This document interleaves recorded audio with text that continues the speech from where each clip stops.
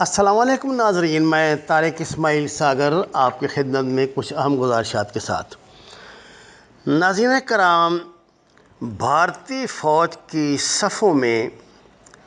اس خبر سے صفِ ماتم بچھ گئی کہ لداخ میں اگر جنگ شروع ہو گئی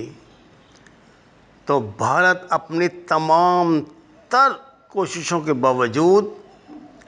10 دن سے زیادہ 1 گھنٹہ بھی لڑائی جاری نہیں رکھ سکے گا۔ ناظرین کرام، عالمی ادارہ ابلاغ کی اطلاعات کے مطابق بھارتی فوج کی آرٹلری ایمونیشن یا تو ختم ہے یا بہت کم پڑ گیا ہے یا اس میں نقائص پیدا ہو رہے ہیں، کیونکہ ان کی مقامی آرڈیننس فیکٹریاں اس اہمیت کی حامل ہی نہیں کہ وہ جدید نوعیت کا ایمونیشن تیار کر سکیں۔ ویپن پوزیشن اس سے بھی زیادہ خراب ہے۔ جوانوں کو ڈھنگ کا لباس ہی میسر نہیں، اور ان علاقوں میں جس طرح کی سردی پڑتی ہے اس میں بہت ہی خاص لباس کی ضرورت ہوتی ہے۔ آرڈیننس فیکٹریاں بند ہیں، اور اگر ان میں کام ہو بھی رہا ہے تو نہ ہونے کے برابر۔ ناظرین کرام، ماہرین کا کہنا ہے کہ اگر فل اسپیکٹرم وار شروع ہو گئی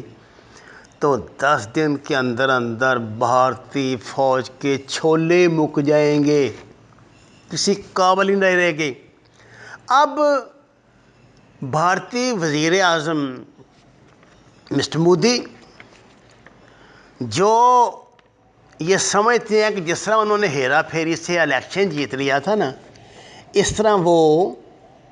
یہ جنگ بھی جیت لیں گے اور 20 بے گناہ سپاہیوں کا خون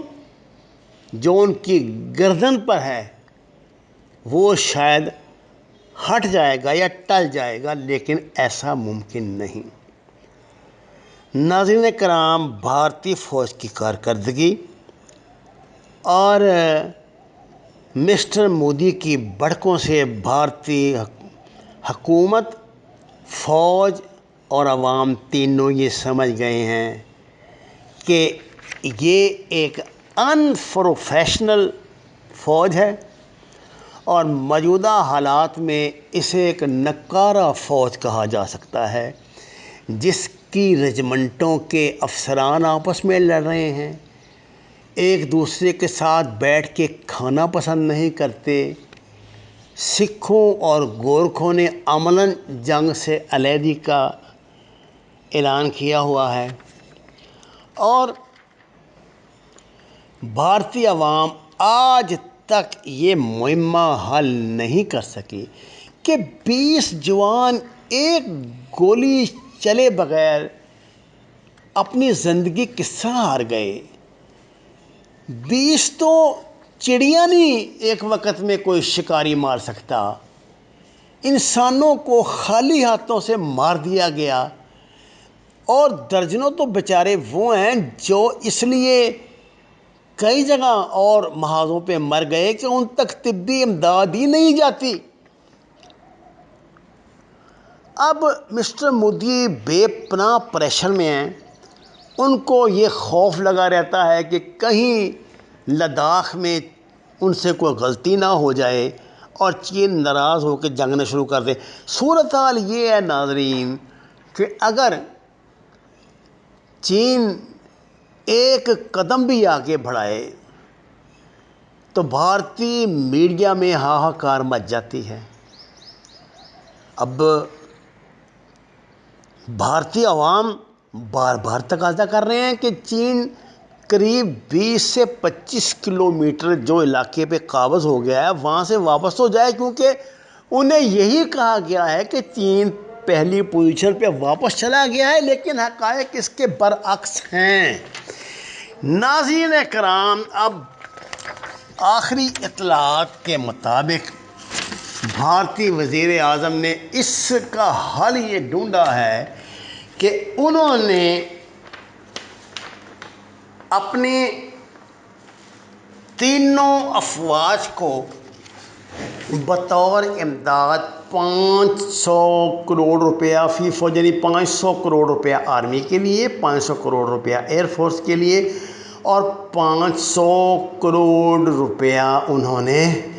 نیوی کے لیے مختص کیا ہے، تاکہ وہ فاسٹ ٹریک سسٹم کے تحت اپنی سچویشن کو امپروو کریں اور کسی بھی بڑی شرمندگی سے وہ بچ جائیں، جبکہ تینوں افواج یہ رپورٹ دے چکی ہیں کہ اگر ان حالات میں جنگ شروع ہوئی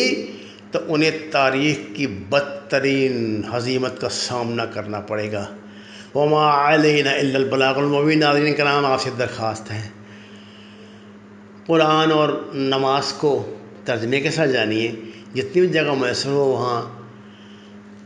پھل سبزیاں کاشت کریں، سایہ دار شجر لگائیں اور ہمارے چینل کو سبسکرائب کریں۔ آپ کا بہت شکریہ۔